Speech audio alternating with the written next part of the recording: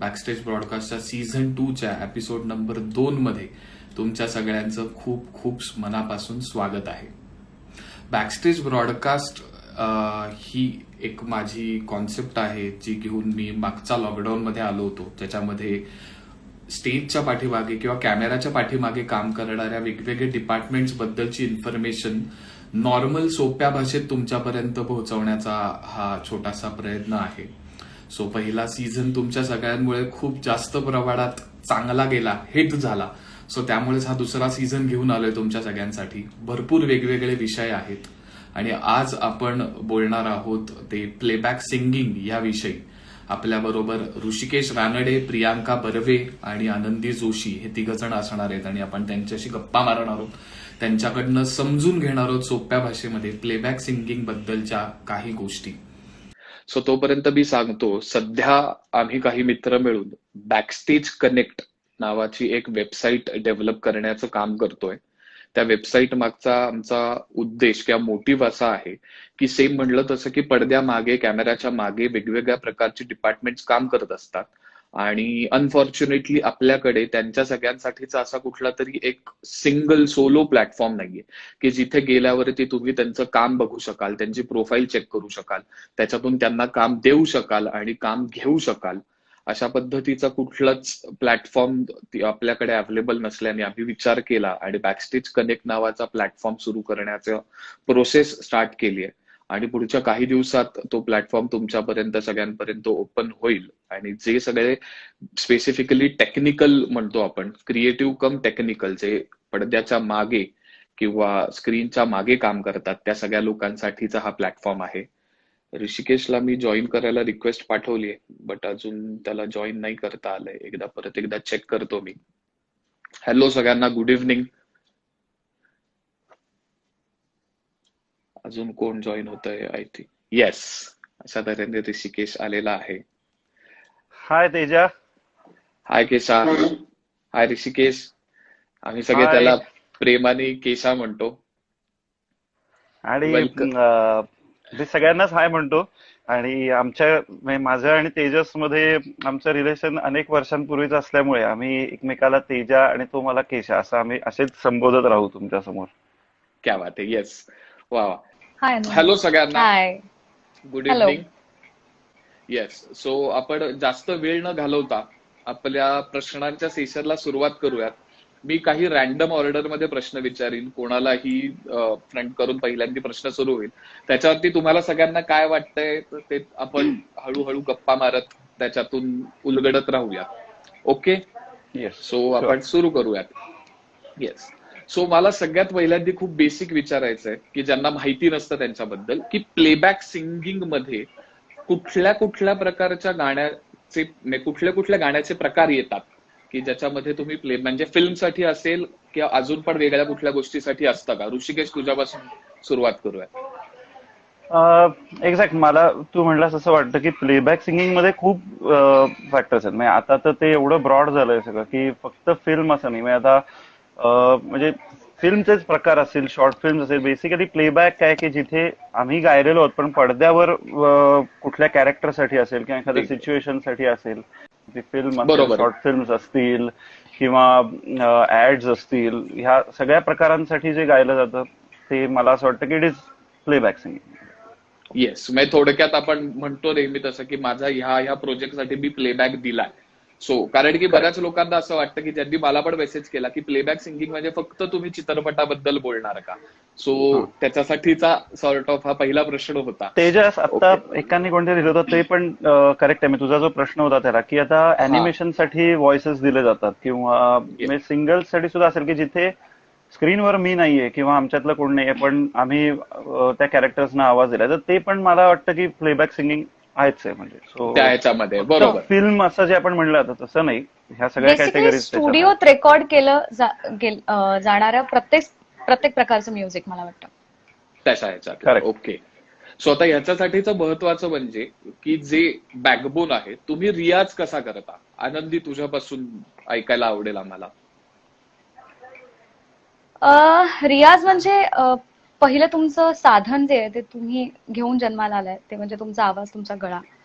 त्यामुळे गाण्याची सिंगिंगची मेहनत एक असते, पण आवाजाची एक मेहनत असते की आवाजाला तुम्हाला रोज असं घासून पुसून लख्ख ठेवण्यासाठीचा जे एक बेसिक त्याच्यावर ताण पडता कामा नये. त्याला कुठे त्याचं, कारण गातो आपण हे एक प्रकारचं त्याला ताणतोच होत.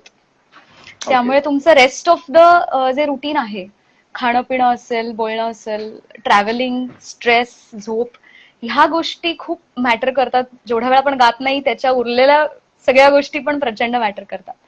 सो आधी आवाजाची साधना म्हणूया, काळजी, आणि ऑफकोर्स गाणं.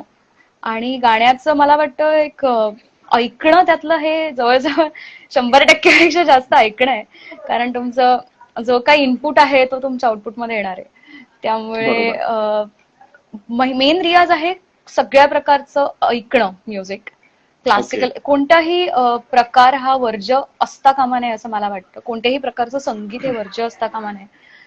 आवडनिवडीपेक्षा जाऊन आपण करावी म्हणजे डेव्हलप आवड थोडी, पण सगळं आपल्याला बेसिक नॉलेज, थोडंफार गाता येण्याचा काय आपण म्हणूया एक प्रयत्न, थोडं आपलं बेसिक नॉलेज झालेलं असलं पाहिजे, फाउंडेशन म्हणून. सो आणि रियाजाचा म्हणशील तू तर मी क्लासिकलचा रोज थोडाफार रियाज करते, ज्यांनी लाईटचा असा पर्टिक्युलर गाण्याचा रोज 1-2 तास एक गाणं घेऊन रियाज केला असं समहाऊ होत नाही आता, अनलेस ते रेकॉर्ड करायचं असेल तर.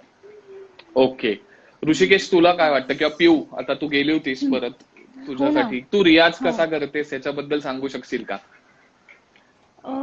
अगदी बेसिक सांगायचं म्हणजे आपण अलंकार गातो, सा लावतो, खर्जाचा रियाज करतो, आणि एक साधना असते ती आपण प्रत्येक जण एक ऍज अ सिंगर करतो. पण प्लेबॅक सिंगिंगसाठी लागणारा रियाज म्हणजे आनंदी म्हणली तसं की आपल्याला खूप कान आपले उघडे ठेवावे लागतात आणि सर्व प्रकारचं संगीत आपल्याला ऐकण्याची गरज असते. म्हणजे फक्त क्लासिकल नाही, फक्त सुगम नाही, तर वेस्टर्न पण तुम्हाला ऐकायला पाहिजे, फोक पण ऐकायला पाहिजे. कारण कुठली संधी, कुठलं गाणं तुमच्या वाट्याला कधी येईल हे सांगू शकत नाही. त्यामुळे या सगळ्या गोष्टींसाठी तुम्हाला ओपन असावं लागतं आणि खूप वर्सेटाईल असावं लागतं. त्यासाठी खूप सगळ्या वेगवेगळ्या प्रकारचं संगीत सारखं ऐकायला पाहिजे. आणि हा एक खूप मोठा रियाज आहे प्लेबॅक सिंगिंगसाठी असं मला वाटतं. ओके. आनंदी, तू बनली होतीस त्याच्यावरनं मला केशा तुला विचारायचंय की गाणं ऐकणं, त्याच्यासाठी जे दररोज साधना करणं, हे सोडून म्हणजे गाणं सोडून वेगवेगळ्या गोष्टी एखाद्या सिंगरनी म्हणून काय काय काळजी घ्यायला पाहिजे स्वतःची, त्याच्याबद्दल तुमच्याकडनं ऐकायला आवडेल. जे अनेक लोक आहेत त्यांना पण, की इन जनरल तुम्ही काय काळजी घेता? आणखी मला एक असं वाटतं, मी आनंदी पिऊ दोघींनी सांगितलं की रियाज हा तर पाहिजेच. तर मी म्हणतो की आवाज तुमच्या हातात पाहिजे बेसिकली, आणि तो कंट्रोल असण्यासाठी रोजचा रियाज हा पाहिजे. पिचिंगचा रियाज असेल, मग तो आवाजाच्या फिरतीचा रियाज असेल. तुम्हाला तुमचे स्ट्रॉंग पॉइंट्स काय आहेत आणि तुमचे वीक पॉइंट्स काय आहेत हे सुद्धा पक्क माहीत असण्यासाठी सुद्धा तो रियाज गरजेचा आहे. किंवा जेव्हा आपण रेकॉर्डिंगला जातो तेव्हा तुमची कम्फर्टेबल स्केल काय आहे, तुमचा कुठला प्लेबॅक सिंगिंग करताना तुम्ही कॅरेक्टरसाठी गाता, पण म्हणून तुमच्या आउट ऑफ कम्फर्ट जाऊन तुम्ही गायलात तर ते स्क्रीनवर शो अप होणार. ह्या सगळ्या गोष्टी कव्हर अप करण्यासाठी तुम्हाला तुमचे स्ट्रॉंग पॉइंट्स माहिती पाहिजेत, वीक पॉइंट्स माहिती पाहिजेत. त्यासाठी रोजचा रियाज तो आवश्यक आहे. याचबरोबर जी काळजी तू म्हणलास ती एक प्रत्येकाला काही गोष्टी अफेक्ट करतात, प्रत्येक सिंगरला. कारण गळा हा इतका नॅचरल गोष्ट आहे. एखाद्याला सिंपल गोष्टी असतात की दह्याची अलर्जी असू शकते, एखाद्याला बर्फ किंवा थंड गोष्ट खायला गेली तर त्याचा पटकन आवाज एफेक्ट होतो. ह्या वाटताना खूप छोट्या गोष्टी वाटतात, पण आम्ही केव्हाही माईकवर जातो, म्हणजे तो लाईव्ह शो असेल किंवा आता प्लेबॅक सिंगिंग स्टुडिओतल्या रेकॉर्डिंगला, तर ह्या बारीक सारीक गोष्टी खूप पटकन जाणवतात. तुमचा आवाज 10% जरी नॉर्मल नसेल तरी ती लगेच कंडेन्सर माईकला गोष्ट कॅच करते. आणि यासाठी मला असं वाटतं की काळजी, आता ओव्हरऑल गेल्या 15 वर्षात जो काय अनुभव आलाय त्यातनं असं वाटतं की युजली यू शुड ट्राय की रेकॉर्डिंगच्या आदला दिवस हा तुम्ही स्ट्रेस फ्री असलात तर केव्हाही चांगलं, व्हॉइस वाईज. किंवा उद्या रेकॉर्डिंग असेल तर मी आज कुठला स्ट्रेसफुल प्रवास किंवा ह्या गोष्टी न केलेल्या असणं, शक्यतो लाईट डाएट असणं रेकॉर्डिंगच्या ऍटलिस्ट काही तास आधी तरी. तर अशा काही गोष्टी गायकासाठी आवश्यक आहेत असं मला वाटतं, कारण त्या इमिजिएट तुमच्या गळ्यावर रिफ्लेक्ट करतात. थकान ही तुमच्या इमिजिएट अच्छा. गळ्यावर रिफ्लेक्ट करते. हम्म. सो या गोष्टी प्लेबॅक सिंगिंगला, की जे स्टुडिओत आनंदी मंडळी जसं गायलं जातं, त्यासाठी खूप इम्पॉर्टंट आहे. अच्छा. आणि फिजिकली या ज्या गोष्टी आहेत तशाच मेंटली पण काही गोष्टी इम्पॉर्टंट आहेत असं मला वाटतं, की आपलं रॅम क्लिअर पाहिजे स्टुडिओत असताना.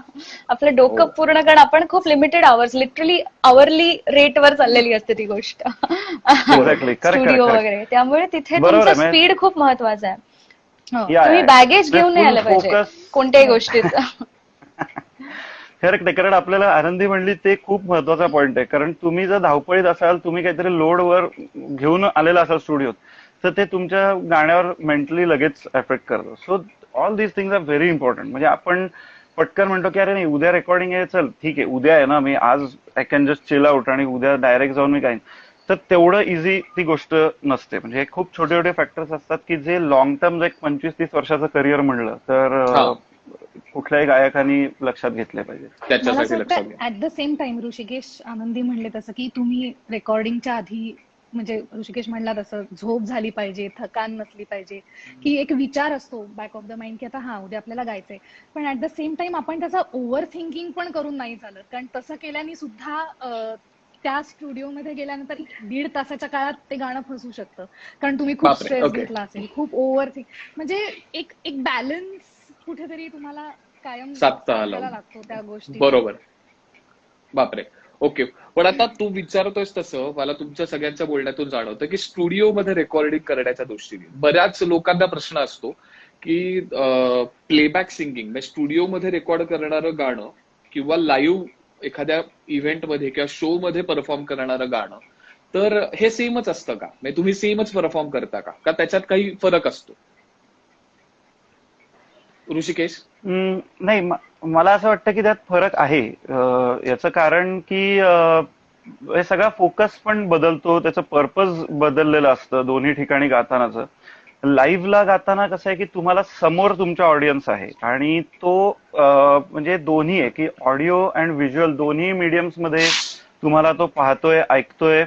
तिथे तुम्हाला फ्रीडमही असतं की तुम्ही काही एक्सपेरिमेंट्स करू शकता. लाईव्ह बँड तुमच्या बरोबर वाजवत असतो. सो ती एक लाईव्ह वाईब तुमच्यावर परिणाम करते आणि तुम्ही थोडे एक्सपेरिमेंटल तिथे होऊ शकता. लाईव्ह फ्लेअर वेगळी असते, तसं स्टुडिओत नसतं. म्हणजे स्टुडिओत तुम्ही काय एका डेफिनेट पर्पजसाठी गाताय, किंवा आता प्लेबॅकचा विषय असताना समजा एखाद्या कॅरेक्टरसाठी तुम्ही गाताय, तर ते कॅरेक्टर काय आहे, त्याची सिच्युएशन काय आहे, ते कॉम्पोजिशनचा जो एक काय म्हणतात दायरा आहे, त्याच्यामध्येच तुम्हाला गायला लागतं. Because you are singing for some specific situation and reason, जे लाईव्ह मध्ये नसतं. लाईव्ह मध्ये तुम्ही थोडे फ्री होऊ शकता अजून. ओके. पण तू म्हणतोयस तशा ह्याच्यातच मला विचारायचंय आता की इन जनरल प्लेबॅक सिंगिंग साठीची तुम्ही एखादं प्रोजेक्ट असेल, एखादी फिल्म असेल असं आपण म्हणूयात आता, त्याच्यासाठीची तुमची प्रोसेस कशी सुरू होते? म्हणजे तुम्हाला पहिल्यांदी डायरेक्ट गाणं दिलं जातं का, सिच्युएशन सांगितली जाते का, कशा पद्धतीने? म्हणजे एक उदाहरणासहित जर तुम्ही काही सांगू शकलात तर लोकांना पण अंदाज येईल की ओके हे गाणं होतं आणि त्याची अशी अशी प्रोसेस झाली. तर पियू किंवा आनंदी कोण सुरू करू शकेल तुमच्यापैकी? सांगू शकाल पहिल्यांदी? ओके. आनंदी. येस. प्रियांका, तू सांगतेस? नाही, कसंही तू सांग. ओके. नॉर्मली 2 लेवल्स वरती आम्ही एंटर होतो.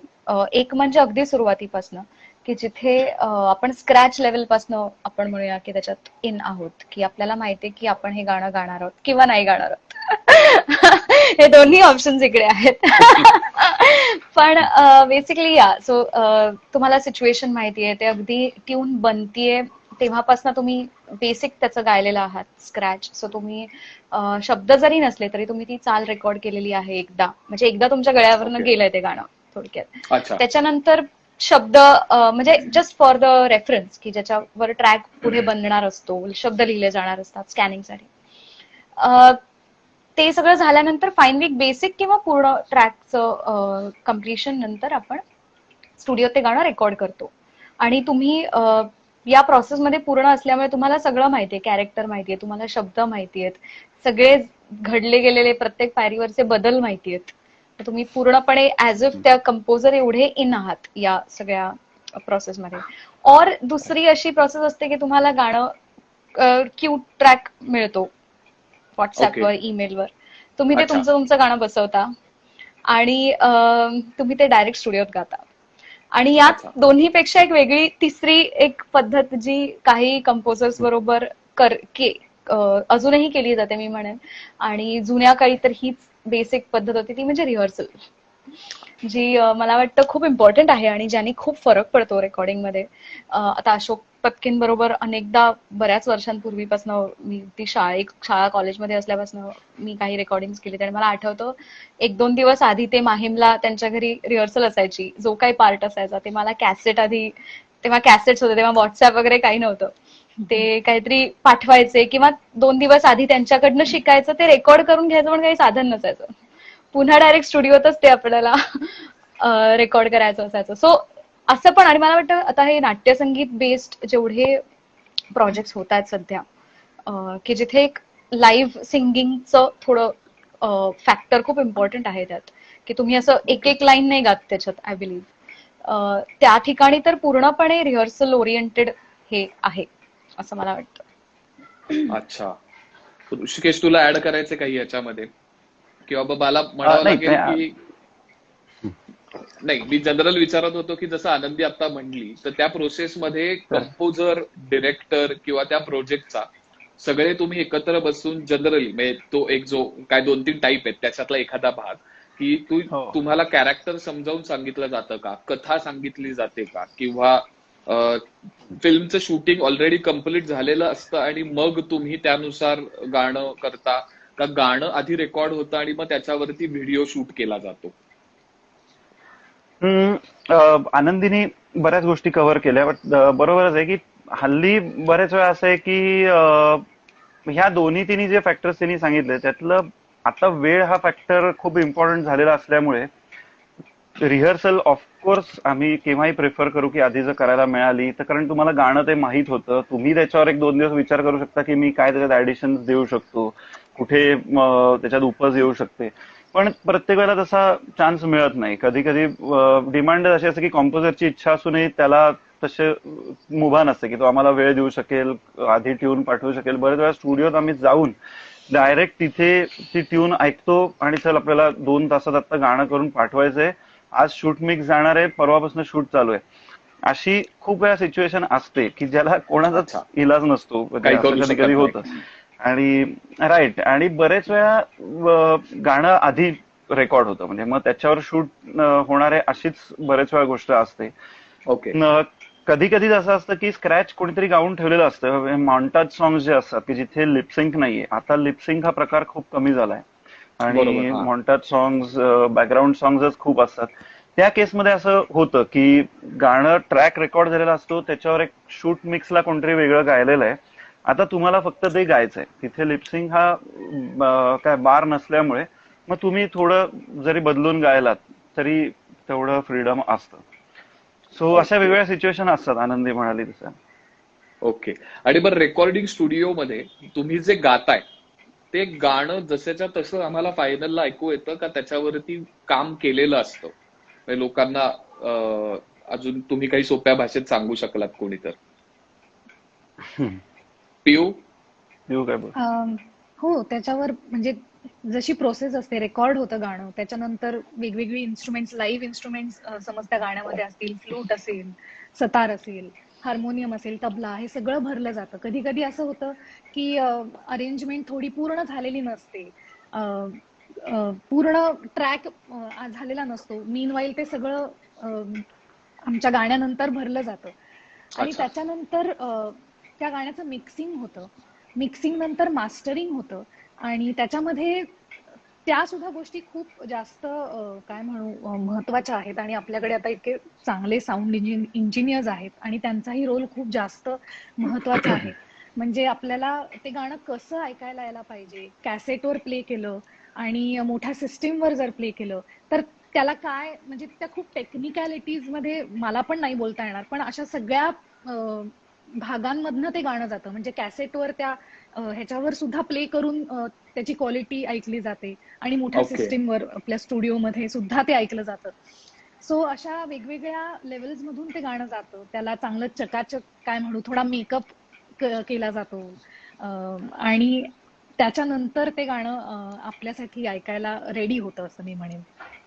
एक्झॅक्टली. म्हणजे पियू म्हणली तसं आहे की त्याच्यावर प्रोसेसिंग हा फॅक्टर पण खूप इम्पॉर्टंट आहे. म्हणजे रेकॉर्ड झाल्यानंतर प्रत्येक एक फिल्मचा साऊंड डिझाईन पण वेगवेगळं असतं. म्हणजे बरं. त्या फिल्मला ते गाणं त्याचं साऊंड डिझाईन कसं पाहिजे, तुमचा नुसता व्हॉइस किंवा म्हणजे व्हॉइसचं सुद्धा एक कॅरेक्टरायझेशन, त्या फिल्मला कशा प्रकारचे इक्यूज पाहिजेत ओव्हरऑल गाण्यांना, किंवा ह्या सगळ्या गोष्टींचा विचार करून ती गाणी प्रोसेस होतात, मिक्सिंग होतं, फिल्मचं साऊंड डिझायनिंग होतं, किंवा एक फिल्म मिक्स हा जो प्रकार आहे त्याच्यामधनं सुद्धा ही गाणी जेव्हा जातात ते सुद्धा त्याच्यावर ऑडिओ प्रोसेसिंग खूप होतं.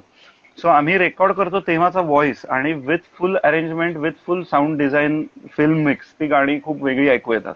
आणि तो व्ह्यू म्हणली तो फॅक्टर इम्पॉर्टंट आहे, कारण ते वेगवेगळ्या डिव्हायसेसवर ऐकताना सुद्धा त्याची मजा कमी नाही झाली पाहिजे आणि ते सर्व ह्याच्यावर मॅक्सिमम चांगलं कसं ऐकू येईल ह्याचा खूप मोठा विचार टेक्निशियन्स करत असतात. केशा, तू म्हणतोयस तसं की जे आता तुम्ही दोघंही बोललात, सो अजून काही थोडंसं खोलात जाऊन ऐकायला आवडेल की तुम्ही परफॉर्म जे गाणं करता त्याच्यामध्ये रेकॉर्डिंग स्टुडिओ किंवा रेकॉर्डिस्टचा किंवा साऊंड इंजिनियरचा किती मोठा वाटा असतो. म्हणजे नॉर्मल बऱ्याच लोकांना ह्याबद्दल माहिती नसतं, तर तुमच्याकडनं हे ऐकायला नक्की आवडेल. म्हणजे अरे मला असं वाटतं की त्यांचा खूप मोठा वाटा असतो. म्हणजे बरेच वेळा असं होतं की हल्ली एक टेक गाण्याची पद्धत ऑलमोस्ट नील झालेली आहे, कारण त्याला खूप फॅक्टर्स आहेत की मी आणि आनंदी मगाशी म्हणालो तसं की रिहर्सल होऊ शकत नाहीत. सो तुम्हाला गाणं पाठ नसतं झालेलं, सो तुम्हाला ते वेगवेगळ्या मुखडा आधी रेकॉर्ड केला, मग त्यातली काही करेक्शन्स केली, अंतरा केला, करेक्शन्स केली, लेअरिंग, व्हॉइसचं लेअरिंग, त्याच्यात वेगवेगळे कॉन्ट्रास्ट, हे सगळं गाऊन गायक जातो ज्याला पाहिजे तेव्हा, वादक त्याला पाहिजे तेव्हा करतो.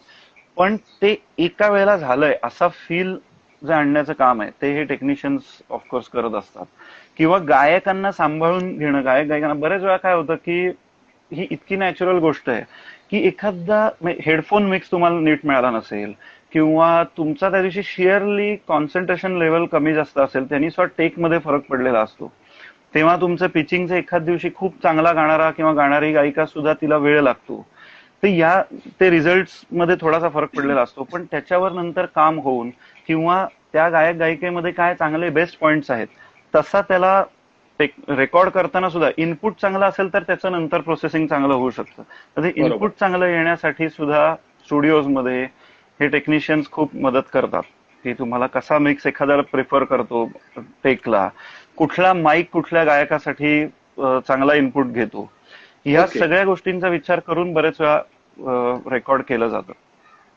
अच्छा, आता तू म्हणतोयस त्यामध्ये तुम्ही फक्त छान गाता एवढंच प्लेबॅक सिंगर होण्यासाठी पुरे आहे का त्याच्यात काही वेगळा फरक आहे? कारण की बऱ्याच ठिकाणी अशी चर्चा होते, सो मला याच्यावरती ऐकायला आवडेल. आनंदी, आय थिंक ऋषिकेशचा काहीतरी नेटवर्कचा इश्यू आहे. ओके. खूप खूप अनेक जण चांगले गातात आणि भारी म्हणजे उत्तम गाणारे आहेत, पण हे एक माध्यम आहे. शेवटी तुम्हाला त्या माध्यमाच्या कपॅसिटीज ओळखता आल्या पाहिजेत आणि त्या मॅक्सिमम म्हणजे ऑप्टिमम यूज त्याचा करता आला पाहिजे, तेव्हा तुम्ही चांगले प्लेबॅक सिंगर असता. अनेक उत्तम उत्तम गायक आहेत, पण त्यांची माध्यमं वेगळी पडतात. म्हणजे आता काही जण लाईव्हला उत्तम गातात, काही जण स्टुडिओत त्यांचा कम्फर्ट झोन असतो. आणि फक्त कम्फर्ट झोन हा भाग नाहीये, त्यांना तो रिझल्ट माहितीये की आपल्याला काय डिलिव्हर करायचंय. की हे गाणं मी आत्ता गातेय तेव्हा मला माहितीये की हे एक्सप्रेशन आहे, ही इंटेन्सिटी करेक्ट आहे फॉर द 70 mm थिंग किंवा फॉर द सिरियल, जे काही त्याचं मे बी. लाईव्ह ऑडियन्सचा या बाबतीत पूर्णपणे वेगळा. लाईव्ह ऑडियन्सच्या बाबतीत स्टेजवरती छान गाणारे आपण स्टेजवर पण बघतो, किती उत्तम उत्तम गायक असतात, वेगवेगळ्या ऑर्केस्ट्राज मध्ये सुद्धा गाणारे असतात, ते उत्तम गातात. ते त्यांच्या माध्यमात पूर्ण सेट झालेले असतात. कारण तसंच आहे या माध्यमाचं की तुम्ही आणि ह्याचं काही क्लासेस नाही असू शकत की आम्ही यांच्याकडे जातो शिकायला, असं ते नाहीये. तर तुम्ही ते फक्त तुमच्या एक्सपिरियन्स मधनं आणि चुकांमधनं शिकता. तुम्ही जेवढे तास स्टुडिओत घालवता, तुमचे स्टुडिओतले चांगले दिवस, वाईट दिवस ह्यातनच तुम्ही ते शिकता. आणि काय नाही करायचं हे करत आणि कळत कळत तुम्हाला एक दिवस फायनली थोडं राईट ट्रॅकवर at least you start coming up. बरोबर. आराध्य, तू म्हणतेस त्याच्यात सांगू शकाल का की काय काही पॉइंट्स की काय नाही करायचं आणि काय केलं पाहिजे त्याच्यामुळे? कारण की आजूबाजूला खूप लोक असतात, दरवेळेला ते म्हणत असतात की अरे तू छान गातोस किंवा तू छान गातेस, तू ट्राय कर ना.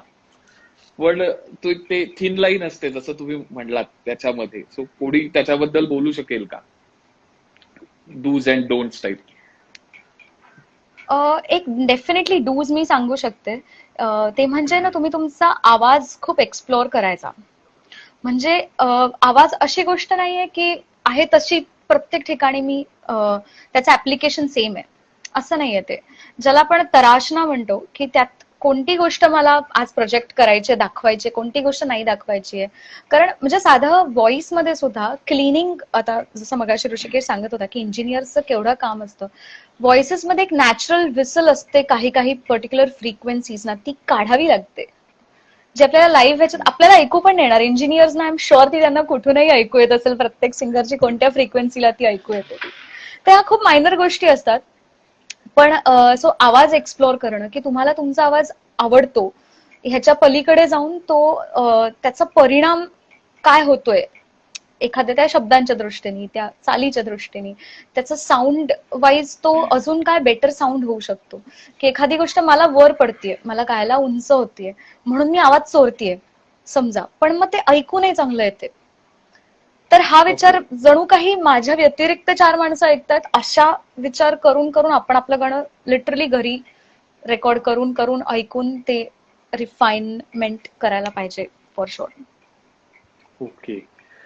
मला तू म्हणलास ना तेजस, आनंदीनी एक पॉइंट चांगला सांगितला की ह्या सगळ्या शक्यता तुम्ही पडताळल्या पाहिजेत. किंवा एक प्लेबॅक सिंगर म्हणून आपण जेव्हा म्हणतो तेव्हा नॉट नेसेसरी की तुमच्या आवडीचंच, अगदी प्रत्येकाचा ऑफकोर्स एक फेवरेट झोन असतो गाण्याचा, पण बरोबर. तोच सिच्युएशन आणि तशीच तुम्हाला ऑफर होईल यू कॅन असं कॅन नाही से. सांगता. म्हणजे ऍटलिस्ट म्हणजे मी असं म्हणतो की जशी आता खूप मोठी नावं आहेत या क्षेत्रातली, ती एक स्टेज वेगळी असते की ती आयडेंटिटी एवढी स्ट्रॉंग बनलेली असते की तसंच गाणं त्यांच्याकडे जातं. पण तोपर्यंत प्रत्येक सिंगरला ही मुभा नसते की तुम्ही माझ्या कम्फर्ट झोनचंच गाणं येईल याची वाट बघणं. इनिशियली तुम्ही स्वतःला सर्व शक्यता, मॅक्सिमम शक्यतांसाठी ओपन ठेवलं पाहिजे, की ज्याच्यामध्ये ती म्हणजे जसं की ट्रायआउट्स करणं, वेगवेगळी स्टाईलची गाणी तुम्ही गाऊन बघणं.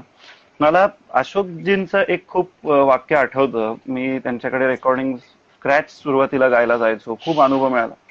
तेव्हा ते म्हणले होते की कुठल्या एका याच्यात बांधून घेऊ नका, ट्राय सगळं करा. ऑफकोर्स तुम्हाला सापडतं की येस माझा हा स्ट्रॉंग झोन आहे, पण ट्राय सगळं करा. कारण त्यातनंच तुम्हाला एखादा अल्लड कॅरेक्टरसाठी तुम्हाला गाण्याची वेळ येऊ शकते, एखादा एकदम सिरियस सिच्युएशनसाठी तुम्हाला आवाज लावायचा आहे.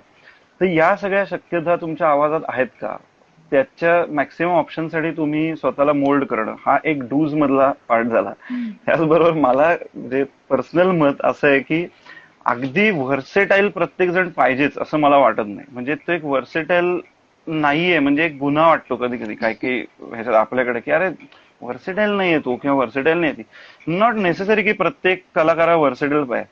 तुमचा काय झोन आहे त्याच्यात तुम्ही जर मास्टरी मिळवलीत तर that is also your merit. म्हणजे मला असं वाटतं की जे सूटच होत नाहीये ते केवळ करून बघायचं म्हणून करायचा अट्टास पण असू नये, कारण त्यांनी सुद्धा तुम्ही तुमचं आउटपुट किंवा तुमची इमेज डिस्टर्ब होऊ शकते. की मी केवळ मला पण रॉक गायचंच आहे म्हणून मी, म्हणजे एक तो तुम्ही ओळखलं पाहिजे. हा पण एक सो एक अर्धवट मगाशी विचारता विचारता प्रश्न राहिला की त्याच्याबद्दल प्लीज तुम्ही दोघं सांगा की एका दिवसात वेगवेगळ्या पद्धतीच्या कंपोजर्स बरोबर किंवा वेगवेगळ्या जॉनरच्या गाण्यांसाठी जर तुम्ही प्रॅक्टिस करत असाल किंवा त्याच्यासाठी रेकॉर्डिंग सेशन करत असाल तर तुम्ही इथून कसे स्वतःला प्रिपेअर करता?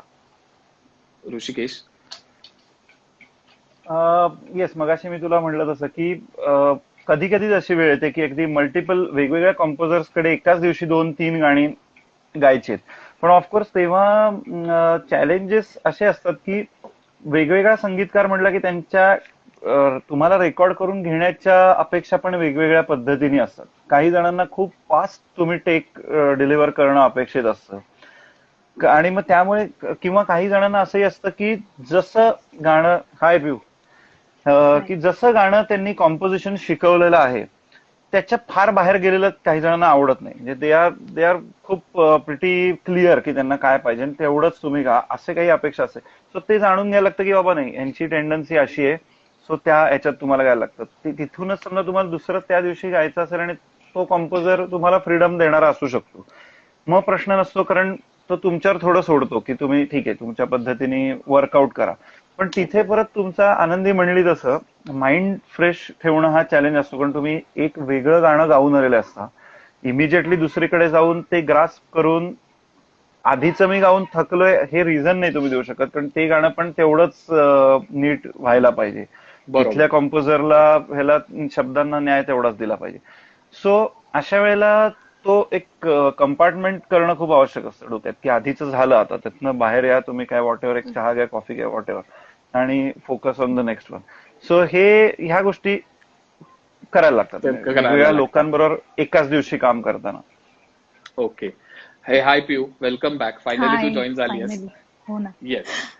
तर मी आता जस्ट तू यायच्या आधी प्रश्न विचारला होता, सो त्याच्यावरती तू पण सांग मत तुझं, की वेगवेगळ्या पद्धतीच्या कंपोजर्स बरोबर किंवा वेगळ्या स्टाईलच्या जॉनरच्या गाण्यात एकाच दिवशी काम करत असाल तर तुम्ही तुमची प्रोसेस कशी फॉलो करता आणि त्याच्यामुळे काय म्हणजे नवीन लोकांना ऐकायला त्यामुळे मदत होईल?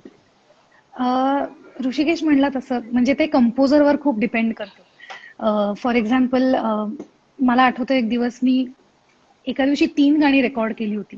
2 गाणी त्यातली कौशल दादाची होती, आजी वासनला मी रेकॉर्ड केली, आणि एक गाणं होतं स्वप्नील मिस्त्रीचं. तर ते कंपोजरवर डिपेंड करतं. 2 गाणी मी म्हणजे कौशल दादा कसं आहे त्यानं मला सूट दिली होती आणि ती गाणी मी ऑलरेडी कार्यक्रमांमध्ये गायली होती, त्यामुळे माझी तयार होती. सो लकीली त्यांना आम्हाला वेळ लागला नाही, पण इमोशनवर काम करणं आणि अशा ज्या छोट्या छोट्या गोष्टी आम्ही त्याच्यामध्ये केल्या. सो त्यानं मला सूट दिली आणि ती गाणी रेकॉर्ड करून मी स्वप्नीलच्या रेकॉर्डिंगला गेले, जे खूप तामझामवालं गाणं होतं आणि कम्प्लीट वेगळं होतं. हिंदी गाणं होतं आणि त्याच्यामध्ये सरगम, आलाप, ताना असं सगळं काय काय होतं. ते अजून गाणं रिलीज व्हायचंय. पण तेव्हा माझा खूप काय म्हणू कस लागला, कारण ऑलरेडी मी 2 गाणी गाऊन माझं मेंटली मी ड्रेन आउट झाले होते आणि इथे त्याच एनर्जीनी परत त्या गाण्याला अप्रोच होणं आणि काय म्हणू तो एक आउटकम देणं हे खूप जबाबदारीचं काम होतं. आणि कारण लोकांना आपण असं नाही सांगू शकत की अरे मी या दिवशी 2 गाणी रेकॉर्ड केली होती बरं का, ते गाणं तसंच ऐकू येणार बरोबर. आहे. सो तो एक डिफरंट आउटलुक असतो. जसं कंपोजरवर डिपेंड करतं. एखादा कंपोजर आपल्याला पूर्ण फ्रीडम देतो की तू तुझ्या पद्धतीनं हे गाणं अप्रोच कर आणि तुला ज्या पाहिजे त्या हरकती घे. पण निलेश सारखा संगीतकार असेल तर तो इज अ परफेक्शनिस्ट असं मी म्हणेन, की तो टोन त्याला तसं, ती जागा ते तसंच्या तसं त्याला लागतं. So it depends upon the composer also. Okay, nice. आनंदी, तुझं याच्यावरती काय व्ह्यूज आहेत? काय तुझे ह्या गोष्टीवरती काय व्ह्यूज आहेत? तुझे काही वेगळं म्हणणं आहे या जेव्हा गोष्टीवरती? 2-3 कंपोजर्स Yes. आणि अशा हो. पहिली गोष्ट म्हणजे आपलं मगाशी पण मला वाटतं मी हा पॉइंट सांगितला, एकदा पुन्हा प्रेक्षकांसाठी सांगते, की आपल्याला आपलं बेस्ट पण द्यायचंय आणि आपल्याला पुढच्या रेकॉर्डिंगचा थॉट पण डोक्यात ठेवायचा आहे. म्हणजे आपण बरोबर. स्वतःला किती दमवतोय हे सगळं आपल्याला थोडक्यात एक मॅनेजमेंट आहे ही सरळ एक, ती करावी लागते. आणि कंपोजर्स येस, की कंपोजरचं टेम्परामेंट काय आहे हे तुम्ही आधी त्याचं काम त्याच्याबरोबर काम केलेलं असेल तर उत्तम असतं, म्हणजे आपल्याला माहिती असतं आणि हे अंडरस्टँडिंग असतं. म्हणजे त्यांचं हे गिव्ह अँड टेक मधली गोष्ट आहे ही, की कंपोजर सुद्धा fortunately they also know our work, की आपण कुठून आलोय, ट्रॅफिक मधनं आलोय आणि असे ड्रेन आउट असतो कधी कधी. सो एक थोडा वेळ द्यायला लागतो सेट व्हायला आणि आपण एकदा त्या गाण्यात एंटर झालो मेंटली की then you are sorted. Then तुम्ही पूर्ण 2-3 तास जे काय असेल त्याचं ते त्या त्याच्यातच गाण्याचे राहू असता, ते त्या गाण्याचे असता. म्हणजे what ever your song demands, your song is the, म्हणजे ऑफकोर्स कंपोजर सॅटिस्फाय झाला पाहिजे, प्रोडक्शन डिरेक्टर सगळ्यांच्या मनासारखं झालं पाहिजे, पण it's always the song is the like final thing is what I feel, what song demands. Okay, nice. मला याच्याबरोबर विचारावं असं वाटतंय तुम्हाला, मगाशी पण एक प्रश्न आला होता की तुम्ही रेकॉर्डिंग करताना, आता मगाशी आपण ऐकलं की तुम्ही बऱ्याच वेळेला एकटे गाता आणि मग त्याच्यानंतर सगळी वाद्य आणि या गोष्टी भरल्या जातात, तर तुम्ही काय प्रेफर करता की एकटे म्हणजे तुम्ही फक्त इंडिव्हिज्युअली गायचं, का कदाचित जसं पूर्वीच्या काळी रेकॉर्डिंग व्हायची की सगळे म्युझिशियन्स पण असायचे आणि ते त्याच वेळेला वाजवलं जायचं आणि तुम्ही गायचा, तर तसं हल्ली म्हणजे तुम्ही केलेलं आहे का? असं होतं का नॉर्मल परिस्थितीमध्ये? काय घडतं आणि तुम्हाला काय आवडेल? ऋषिकेश, तुझ्यापासून सुरू.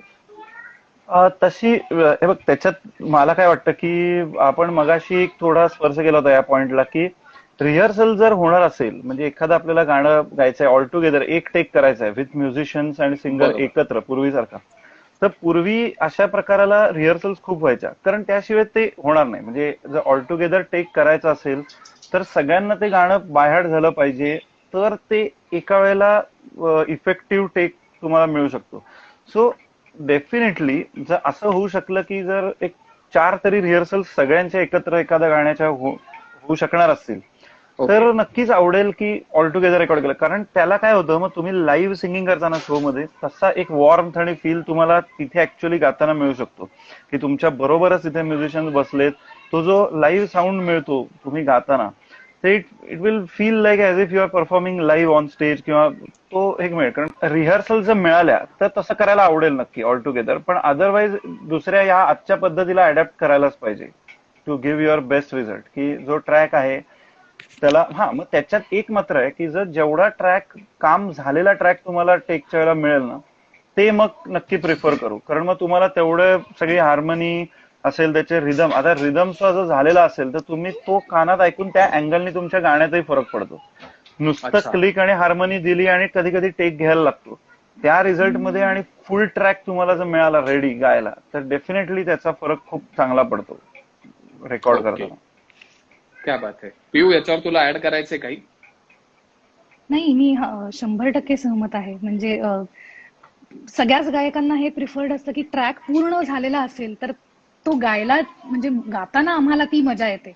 नुसतंच काहीतरी थोडीशी हार्मनी, रिदम नाही किंवा तानपुऱ्यावर गाण्यापेक्षा तो एक फील जो आहे, त्यानं सुद्धा आपल्याकडनं सुद्धा एक वेगळं काहीतरी दिलं जातं गायक म्हणून.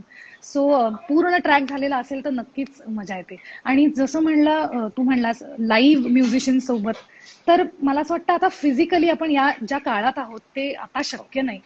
कारण त्याच्यासाठी खूप वेळ एकतर द्यावा लागतो, एनर्जी द्यावी लागते, आणि ते इट इज नॉट पॉसिबल या सगळ्या आत्ताच्या ट्रॅफिकच्या जगामध्ये सगळ्यांनी एकत्र एक्झॅक्टली. येणं. आणि आणि स्टुडिओज पण नाहीयेत तसे मोठे, आता डिझाईन नाहीत तशा कामाला. आता पूर्वी अच्छा. ते राईट, अच्छा. होतं, पण आता राईट. आणि आता टेक्निकली ऍडव्हान्स्ड आपण खूप झालेलो आहोत. त्यामुळे मला असं वाटतं की दिस इज, हे आत्ता जे चाललंय तेच त्यानं जास्त चांगला आउटकम येत असावा. ओके. यात अजून म्हणजे एक पॉइंट मी ऍड करू इच्छिते, ते म्हणजे ऑडियन्सची टेस्ट किंवा त्यांची जी सवय आहे ना, त्यांच्या कानाला आता जी सवय आहे ना ज्या साऊंडची, हा. ती सुद्धा आता म्हणजे त्यांना आपण असं पूर्ण लाईव्ह केलेलं गाणं, म्हणजे नॉट स्टुडिओत असं नाही म्हणत आहे मी, पण ती त्यांना खूप क्लीन साऊंड, सगळं प्रोसेस्ड ऐकायची खूप सवय आहे. खूप प्लगइन्सनी तुमचा व्हॉइस अजून काय कम्प्रेस्ड अजून जास्त केलेला असतो, अजून ट्यून्ड जास्त असतो. ह्या ज्या सगळ्या गोष्टी आहेत, आपलं एक साधं उदाहरण आहे की आजकाल रील्स खूप हो, व्हायरल आहेत, बरोबर? बरोबर. रील्स मध्ये सुद्धा लोक as if it's a final product, like a film product, किंवा प्रॉपर आधी लोक रेकॉर्ड करतात, ते पूर्ण स्टुडिओ मिक्स केल्यासारखं मिक्स करतात आणि त्याच्यावर फक्त व्हिज्युअल पाहिजे त्याला, यासाठी एक व्हिडिओ करतात. सो ही लोकांच्या कानाला झालेली आता सवय आहे. त्यामुळे आय डोंट नो ते किती आता रॉ आणि कॅन्डिड घेतील ऍज अच्छा. अन ऑडियन्स. ओके.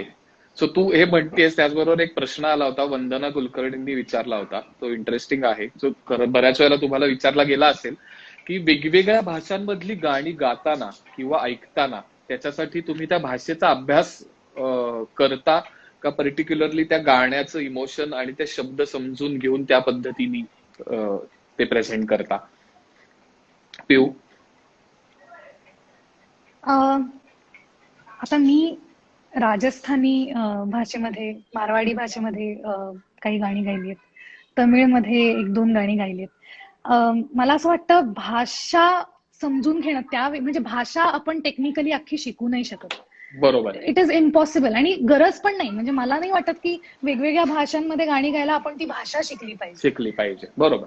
पण तो जो त्या भाषेचा जो लहेजा आहे, तो डायलेक्ट आहे, ते सगळं आपल्याला खूप हुशारीनं कॅच करणं आणि काय म्हणू त्याचे प्रोनाउन्सिएशनवर ऑब्व्हियसली भर देणं हे करावंच लागतं. आता मी तमिळ गाणं जेव्हा गायले तेव्हा मला आठवतंय रात्रभर मी ते सगळी प्रोनाउन्सिएशन माझ्या मराठीमध्ये किंवा हिंदीमध्ये जे काही मला समजतंय या माझ्या भाषेमध्ये ते लिहून घेतलं होतं. आणि प्रयत्न हाच होता की त्या म्हणजे मी तमिळियनच आहे असं ते साऊंड करावं. सो मला नाही वाटत की भाषा शिकणं गरजेचं आहे, पण ते जे उच्चार आहेत त्याच्याकडे पूर्णपणे महत्व आपल्याला द्यावं लागतं असं मला वाटतं. क्या बात आहे. आनंदी किंवा केशा, तुम्हाला याच्यावरती काही वेगळं म्हणायचंय? नाही, ती म्हणाली तसं बरोबर आहे. मी बोल. Yes. नाही सांगा प्लीज. नाही, मी ऑनेस्टली सांगायचं तर मी अगदी 3-4च गाणी असं आहे की मराठी हिंदी सोडून वेगळ्या भाषेत गायलोय. ती म्हणजे 1-2 गुजराती सॉंग्स मी गायलो होतो एका फिल्मसाठी किंवा 1-2 तमिळ सॉंग्स मी गायलोय. या व्यतिरिक्त मी खूप वेगळ्या भाषांमध्ये अजून गायलेलं नाही. पण हे आहेच आहे की तमिळ सॉंगच्या वेळेला एस्पेशली ते शब्द पिऊ म्हणाली तसं की अख्खी भाषा किंवा ती अर्थ प्रत्येक शब्दाचा त्यातल्या समजून घेणं हे त्या टाइम फ्रेम मध्ये पण शक्य नव्हतं. पण तेव्हा मला कंपोजरनी आणि तो लिरिसिस्ट त्यांनी फोनवर हे समजावलं की त्या गाण्याचा फील काय असणार आहे, त्या ट्यूनचा आणि त्या सिच्युएशनचा अप्रोच त्यांना काय एक्सपेक्टेड आहे, त्याचं एक ओव्हरऑल फिलिंग त्या गाण्याचं त्यांनी एक्सप्लेन केलं तुम्हाला. आणि येस, ऑफकोर्स त्या शब्दाचे म्हणजे प्रोनाउन्सिएशन ह्याच्यावर ते खूप पर्टिक्युलर होते. प्रत्येक शब्द करून घेणं ते खूप वेळा आम्ही त्यासाठी रेकॉर्ड केलं होतं. 5-6 टेक त्याचे केले होते. सो ते आहे की शब्दोच्चार पर्टिक्युलर करून घेणं आणि एक फील समजून घेणं, दॅट इज इनफ असं वाटतं. मला असं वाटतं काही शब्द जे असतात की आता फॉर एक्झाम्पल मी प्रेमाचं रोमॅन्टिक गाणं गातेय तर शब्दोच्चारांबरोबर त्या तमिळ शब्दाचा अर्थही मी लिहून घेतला होता सो दॅट कुठला शब्द मी हळू उच्चारायचा आहे म्हणजे to get that expression right. की समज मी त्या गाण्यामध्ये म्हणत असेल की मुलायमपणे असं काहीतरी फॉर एक्झाम्पल असेल तर ते मी तो अर्थ लिहिला असेल तर ते मला प्रोनाऊन्स करायला मी त्या रीतीनं तो प्रोनाऊन्स करेन. सो खूप डिटेलमध्ये त्यातला अर्थ काढून तुम्हाला गायचं असेल कारण तुम्हाला कळत नाही ती भाषा. सो या पद्धतीनं तुम्ही ते गाणं अप्रोच करू शकता. ओके, क्या बात आहे. सो आता याच्यावरती बोलत असताना आपल्या एंड पार्ट कडे येताना आपण स्पेसिफिकली बॅकस्टेज ब्रॉडकास्ट मध्ये बोलतोय, तर त्याबद्दल प्लेबॅक सिंगिंगच्या विषयात लाईव्ह परफॉर्मन्सेस असतात. आता जसं पिऊ तो म्युझिकल केलंच किंवा तुम्ही मोठे मोठे इव्हेंट्स शोजला परफॉर्म करता, तर तेव्हा असलेले साथ संगत करणारे कलाकार आणि साऊंड इंजिनियर ह्यांचं तुमच्या दृष्टीने किती महत्व असतं किंवा मिळणारा माईक, म्हणजे आता मी जनरल टेक्निकलच्या ह्याच्यात असल्याने चांगला माईक किंवा चायनीज मेकचा माईक आला एखादा तर त्यामुळे काय फरक पडतो, मग तेव्हा जस्टिफिकेशन असतात का, काय होतं, ह्या अशा सगळ्याच गोष्टी लाईव्ह इव्हेंट्स किंवा लाईव्ह परफॉर्म करताना बऱ्याच वेळेला येतात. सो आनंदी, तुझ्यापासून ऐकायला आवडेल. नाही, मला वाटतं प्रियांकाकडनं ऍक्च्युली मला ह्याचं उत्तर आधी ऐकायला आवडेल कारण she is more into live. Yes, मला एकदा प्रश्न परत सांगतोस प्लीज. ओके, मी तुला परत विचारतो की लाईव्ह परफॉर्म करताना म्युझिशियन्स आणि आजूबाजूचे वाद्यवृंदची किती मदत होते, त्याचबरोबर साऊंड इंजिनियरची काय मदत होते, आणि त्याबरोबर हल्ली माईक चांगल्या ओरिजिनल मेकचा, चांगल्या कंपनीचा किंवा चायनीज किंवा एकदम साध्या कंपनीचा आला तर तुमच्या परफॉर्मन्स मध्ये काय फरक पडतो का? ऑब्व्हियसली पडतो. अरे म्हणजे it's a team work after all. तुम्ही जेव्हा एखादा शो प्रेझेंट करता, एखादं म्युझिकल प्रेझेंट करता, इट्स अ टीम वर्क. आणि म्हणजे प्रत्येक जण त्या जागी बेस्ट पाहिजे तर तो सगळा आउटपुट आणि तो आनंद प्रेक्षकांना घेता येणार आहे. आता मुघल आझम मध्ये आम्ही डीपीए नावाचे खूप हायेस्ट काय म्हणू खूप चांगल्या क्वालिटीचे मायक्रोफोन्स वापरतो. आणि तो मायक्रोफोन मी असा लावते, बाकीचे सगळे ऍक्टर्स असा लावतात. ब्रॉडवेमध्ये असा असतो मायक्रोफोन युजली. हे पण आम्ही ट्राय केलं होतं, पण ओके. इंडियन सिंगिंग असल्यामुळे आपला थ्रो जो असतो तो असा असतो. ऑपेराला किंवा वेस्टर्न सिंगिंगला तो वर जातो, त्यामुळे हे माईक्स तिकडे वर्क करतात. त्यामुळे मी हा ओके. माईक असा लावते मुघले आझम मध्ये, जो आम्ही संगीत नाटकांमध्ये पण वापरतो. आणि तो एक्सपिरियन्स देण्यासाठी चांगल्या क्वालिटीचे माईक्स असतील, चांगल्या क्वालिटीची सिस्टीम असेल, ही बेसिक गरज आहे आमच्यासाठी. की चांगले मॉनिटर्स आम्हाला आहेत, चांगले साऊंड इंजिनियर्स आहेत. आणि तेव्हा काय होतं, चांगलं ऐकू आलं आपल्याला, चांगला फीडबॅक आला की आपला परफॉर्मन्स आपोआप आपण एक कम्फर्ट झोन मध्ये जातो. जेव्हा चायनीज लेवलचे माईक्स येतील, जेव्हा आपल्याकडे मॉनिटरच चांगल्या क्वालिटीचा नसेल, तेव्हा आपला पूर्ण स्ट्रगल आमचा गायकांचा हा आपल्याला कसं ऐकू येतंय, लोकांना कसं ऐकू येतंय ह्याच्यामध्येच असतं ते गाणं. त्याच्या पलीकडे आपण पोहोचू शकत नाही. मी आहे हो, का? बरोबर. आहेस आहेस, आहेस आहेस. आहेस. सो मला असं वाटतं, एक काहीतरी चांगलं गायकाकडनं किंवा एखाद्या परफॉर्मर कडनं एक्सपेक्ट आपण जेव्हा करतो, तेव्हा हा कम्फर्ट झोन असेल ना, तर आपण ते आउटपुट देऊ शकतो, तर असं मला वाटतं. आणि मग आपण सेट होऊन जातो त्या सगळ्या वातावरणामध्ये, असं मी म्हणेन. वा, बरोबर आहे. येस, तू म्हणत होतीस तसंच की इन जनरल सगळ्यांना सांगण्यासाठीचा पण माझा हा प्रयत्न आहे बॅकस्टेज ब्रॉडकास्ट मधून, की कुठलंही प्रोडक्ट लोकांसमोर येताना ते टीमवर्क आहे. सो फक्त जे समोर दिसतायत तेवढे लोक तर बेस्ट असतातच, ते ग्रेट असतातच, म्हणून ते चांगलं वाटतं. पण त्याचबरोबर अनेक 100 वेगवेगळे डिपार्टमेंट्स त्याच्यासाठी तेवढ्याच मेहनतीने काम करत असतात आणि ते त्यांचं काम राईट. खूप छान आणि परफेक्ट पद्धतीने करतात. म्हणून हे जे काही उत्तमरित्या बाहेर येतं ते पण तेवढेच त्याच्यासाठी आणि क्रेडिटेबल आहे. साऊंड चेक ही एक गोष्ट आपल्याकडे जी होत नाही बरेचदा, किंवा आपण साऊंड चेक करतो आणि जे सेट होतात लेवल्स आणि नंतर ते वेगळंच झालेलं असतं. सो साऊंड चेक हा खूप महत्वाचा असतो आणि बरेचदा असं नाही, होतं मला तू अनफॉर्च्युनेटली. म्हणतेस ते पटतंय, आणि त्याला जोडूनच मला असं वाटतं, म्हणजे बिंग बॅकस्टेज ब्रॉडकास्ट सेशन आहे आपलं, ह्या ह्याच्यात की काय होतं की आता इन इयर्स वापरण्याचं प्रमाण पण खूप जास्त आहे शोज मध्ये, की to make the stage clear. म्हणजे आता श्रेया बरोबर कॉन्सर्ट करताना पण मी पाहिलेलं आहे की इन इयरचा आता या सगळ्यामध्ये वापर तिथे तर खूप आधीपासून आहे. इन जनरल सुद्धा आता शोज मध्ये इन इयर प्रेफरन्स खूप वाढलेला आहे. पटकन सगळे म्हणतात अरे इन इयर घेऊया, इन इयर घ्या, इन इयर घ्या. मान्य आहे, पण त्याला काय आहे ना, तिने जसा पॉइंट मांडला तसा की साऊंड चेक आणि त्याला असणारा एक मिनिमम वेळ, ह्या वेळेत सगळ्या लीड आर्टिस्टनी सुद्धा येणं ही फार आवश्यक गोष्ट आहे. कारण साऊंड चेक हा आपल्याकडे ना, साऊंड चालू झालाय का एवढंच बघणं इतपतच त्याला वेळ ठेवलेला असतो. म्हणजे एक 20 मिनिटात साऊंड चेक होईल असं कधी कधी ऑर्गनायझरला सांगितलं जातं. साऊंड चेकला किती तुम्हाला, हा एक 20-25 मिनिटात. मग तो नाही होऊ शकत साऊंड चेक. आणि मग काय होतं की मग साऊंड इंजिनियरवर कधी कधी त्याचा हे काढला जातो की अरे साऊंड काय चांगला नव्हता. आता तुम्ही तुमच्या रिक्वायरमेंट, आता हा तुमचा डेडिकेटेड साऊंड इंजिनियर दरवेळेला तुमच्याबरोबर असेल ऍज अ बँड मेंबर, तर गोष्ट वेगळी आहे. कारण त्याला तुमची रिक्वायरमेंट, तुमच्या फ्रिक्वेन्सीज कशा ऍडजस्ट करायच्या त्या त्याकडे सेव्ड असू शकतात, त्याच्या मिक्सर सेम वापरला जातो. एरवी काय पाहिजे की तुम्ही, ते शक्य नाही दरवेळेला, तर मग तुम्ही ऍटलिस्ट एक 1.5 तास आधी तरी शोच्या तिथे सगळ्या टीमनी असायला पाहिजे, तर तुम्हाला पाऊण तास तरी साऊंड चेक साठी मिळेल. इन इयर बॅलन्स करणं, आता पटकन कंप्लेंट्स केल्या जातात की अरे इन इयरला मला मिक्सच नाही मिळाला. अरे पण मिक्स साठी तू तिकडे पाऊण तास आधी, 1.5 तास आधी अवेलेबल पाहिजेस ना.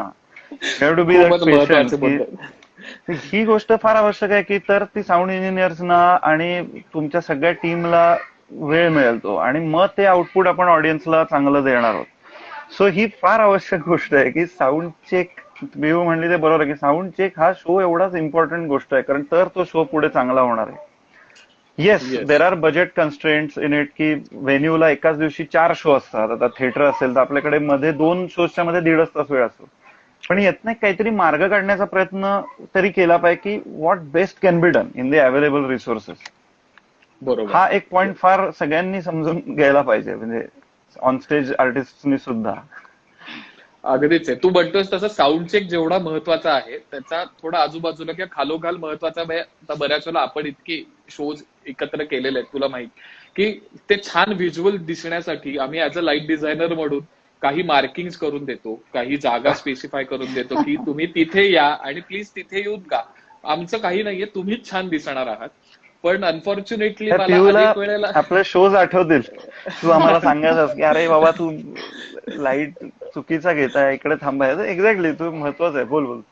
हा नाही मी जनरल सांगतोय की फायनली दिसणार तुम्हीच असता. सो तुम्ही छान त्या ठिकाणी आलात, तुमच्यावरती तो छान लाईट पडला की व्हिज्युअली प्रेझेंट होताना तुम्ही एक चांगल्या रीतीने लोकांसमोर दिसू शकता. पण आपल्याकडे अनफॉर्च्युनेटली बऱ्याच वेळेला ह्या गोष्टींबद्दल फारसं लक्ष दिलं जात नाही.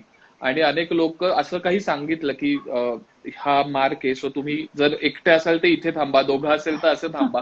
हो हो हो हो हो अरे असे जे एक थोडेसे चिलॅक्स मोड मध्ये लोक सोडून देतात आणि नंतर मग मग सगळंच येतं. मग कॅमेरावाला येतो, मग तो म्हणतो की अरे तू माणूस दिसत नाहीये. मग फायनली जो परफॉर्म करतोय तोच नीट दिसत नाही. सो तू जसं म्हटलं साऊंड चेक आहे, तसंच लाइटिंगच्या दृष्टीने पण महत्वाचं आहे की अरे बाबा तुम्ही नीट दिसले पाहिजे, तर कोण गातंय हे लोकांना Exactly. दिसेल.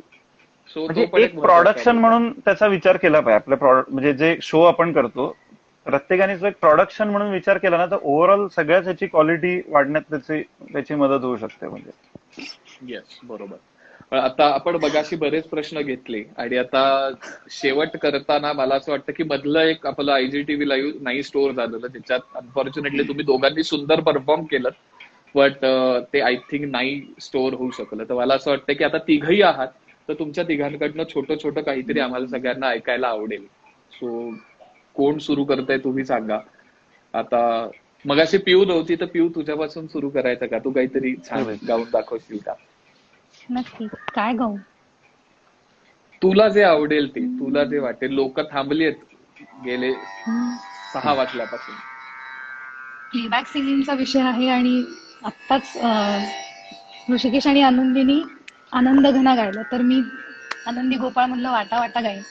आणि त्याच्या रेकॉर्डिंगच्या वेळेला हे एक लक्षात ठेवलं होतं, म्हणजे मी माझ्या दृष्टीनं, की आनंदी जोशी यांचं वय खूप लहान होतं. 14व्या वर्षी 14-15 हार्डली त्यांचं वय असेल. सो मी ते गाणं गाताना डोक्यात ठेवलेल्या या गोष्टी अशा होत्या की एक कुठेतरी इनोसन्स त्या गाण्यामधनं दिसायला हवा आणि काय म्हणू, एक निर्मळ टोन त्या गाण्यामध्ये ठेवायचा होता. आणि बालिश सुद्धा ते गाणं वाटता कामा नये, म्हणजे बालगीतासारखं अगदी बालिश ते वाटता कामा नये. कारण आनंदीबाई जोशी यांचं व्यक्तिमत्व तसं नव्हतं. त्या खूप वेगळ्या परिस्थितीतून गेल्या होत्या आणि त्यांचे विचार खूप प्रगल्भ होते. सो हा एक दृष्टिकोन ठेवून हे गाणं रेकॉर्ड केलं. वा. वाटा वाटा वाटा ग, चालीन तितक्या वाटा ग, वाटा वाटा वाटा ग, चालीन तितक्या वाटा ग, माथी छाया पायी प्रवास माझा उफराटा ग, रान फुलाहून फुलणे माझे हट्ट ग, 6 ऋतूंची जन्माने मी कट्टी ग, मैत्रीण माझी मीच मला अप्रूप माझे, मैत्रीण माझी मी मला अप्रूप माझे, आनंदी मी आनंदाची युक्ती ग,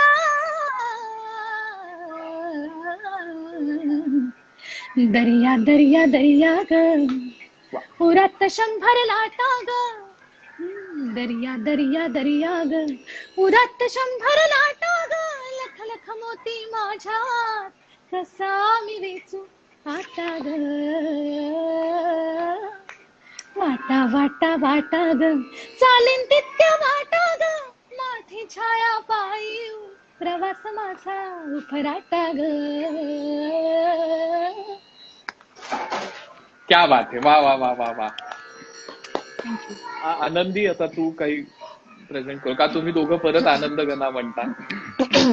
मला ऍक्च्युली असं वाटतं, मी ऋषिकेशला विचारणार होते की आम्ही दोघांनीच गायलेलं एक गाणं आहे आणि संगीत आणि कला ह्याच्याबरोबरच प्रचंड टेक्नॉलॉजी चं प्रेम असणाऱ्या एका माणसाने कंपोज केलंय, ते म्हणजे नरेंद्र भिडे. आणि त्याला त्याची खूप आठवण येते अशा वेळी की अनेकदा कलाकार फक्त कलेचं त्यांना असतं आणि बाकी अनेकदा गोष्टी त्यांचं इम्पॉर्टन्स ते समजू नाही शकत. वेरेज त्यांनी ते फक्त समजून नाही घेतलं, मला वाटतं त्यांनी अख्खी इंडस्ट्री उभी केली पुण्यात, आणि एस्पेशली म्युझिकशी रिलेटेड. तर मला वाटतं त्याचं एक गाणं आपण, इफ यू आर ओके, पुन्हा पुन्हा तुझी हो चालेल. मला फक्त एक्झॅक्ट, आता टू बी व्हेरी फ्रँक, मला शब्द त्याचं एक्झॅक्ट फ्रेझिंग आणि हे ते आठवण नाही, पण तू सुरू कर, मी जॉईन तू करतो तुला अंतरा मध्ये. म्हणशील का? मला एकदम डोक्यात नाहीये ते आता, ओके खूप वर्ष ओके ते ओके. झाल्यामुळे. पुन्हा पुन्हा तुझी मिठी, तुझेच गंध रातभर, पुन्हा पुन्हा तुझी मिठी, तुझेच स्पर्श रातभर, पुन्हा पुन्हा तुझी फुले, पुन्हा पुन्हा तुझी फुले, तुझाच गंध रातभर, रातभर, पुन्हा पुन्हा तुझी मिठी, तुझेच गंध रातभर. आठवतंय तुला? मी ब्लँक आहे त्या अंतरावर, म्हणजे मला मुखडा आठवत सहज होता तू गायला आठवलं. लागल्यानंतर. हा क्या बात आहे. नाही, रातभर हेच त्या गाण्याचं हेडिंग होतं. Yes. आणि स्पृहा आणि उमेश आहेत ना, I think. Spruha, yes, PG, Spruha paying नक्की पेइंग आहे. घोस्ट. करेक्ट, पेइंग घोस्ट मुलं. क्या बात आहे. केशा, तू म्हणशील एखादं मग सोलो? येस, माझं एक खूप आवडतं गाणं आहे, ऋषिकेश जसराज सौरभ तिघांचं. त्याचे 2 ओळी गातो. रित्या. माझं सर्वात आवडतं गाणं आहे. माझं पण. रित्या साऱ्या दिशा डोळ्यात काजला, रित्या साऱ्या दिशा वाटाता ओसरा, बरसते रात आत आत खोल, मुक्यानी एकटी हरवली साथ मोडलेला खेळ, कुणी ना सोबती. क्या बात आहे, क्या बात आहे. वा वा वा.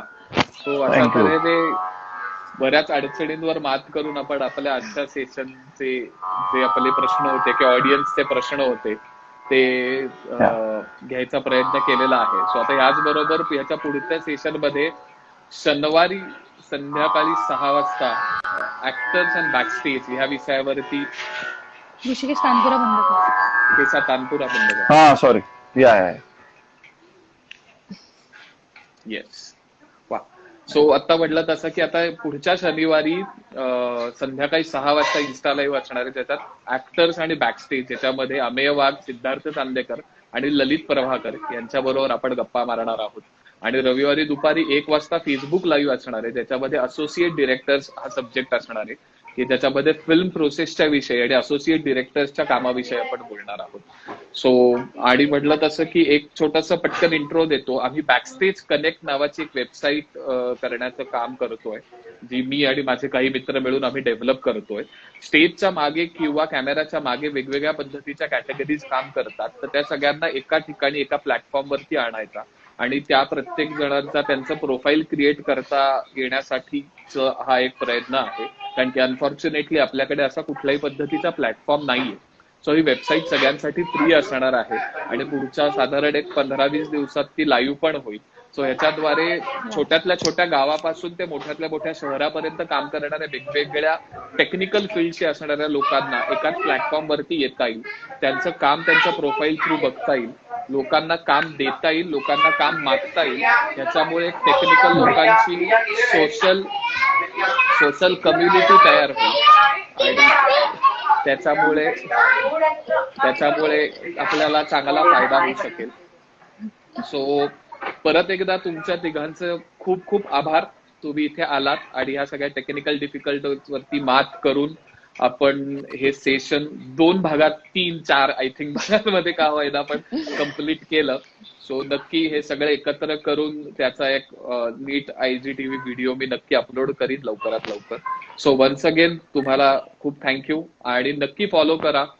बॅकस्टेज कनेक्ट हे इन्स्टावरती पेज आहे, प्लस माझं अकाउंट आहे पुढच्या नवीन अपडेट्स साठी. आणि जाता जाता तुम्हाला कोणाला काही टिप्स द्यायच्यात, खूप लोक विचारत होते की गाण्यासाठीच्या काही टिप्स किंवा असं काही, तर पटकन काही सांगू शकाल का? म्हणजे त्यांना कोणाला निराश नको करायला. So, काय सांगाल? आनंदी नाही, काही मला tips? वाटतं तेजा टिप्स नाही पण खूप चांगला उपक्रम तू राबवतोयस तेजस, आणि याची सगळ्याची खूप गरज होती. बॅकस्टेजच्या मागचे चेहरे सुद्धा लोकांना दिसायला पाहिजेत आणि ते तेवढेच इम्पॉर्टंट आहेत. जितके स्टेजवरचे कलाकार आहेत तितकेच बॅकस्टेज चे सगळे चेहरे इम्पॉर्टंट आहेत. So after all it's a team work, आपण जसं म्हणलो तसं. सो खूप चांगला तुझा हा उपक्रम आहे आणि त्याला खूप शुभेच्छा. एक्झॅक्टली. थँक्यू. खूप खरंच मस्त ऍक्टिव्हिटी. हा विषयच Yes. खूप मस्त आहे, ती म्हणाली तसं. खूप म्हणजे बेस्टेस्ट विषय. थँक्यू. नाही, तुमच्या सगळ्यांसारखे भारी लोक इथे येत आहेत या प्लॅटफॉर्मवरती, त्यामुळे हे विषय लोकांपर्यंत पोहोचतायत. सो येस, सो ह्या छान नोटवरती आजचं हे सेशन संपवतो आणि भेटूयात नेक्स्ट सॅटर्डेला संध्याकाळी 6 वाजता इन्स्टावरती. So bye bye and thank you once again. भेटूयात. Good night. Thank you. Bye. Bye bye. Thank you.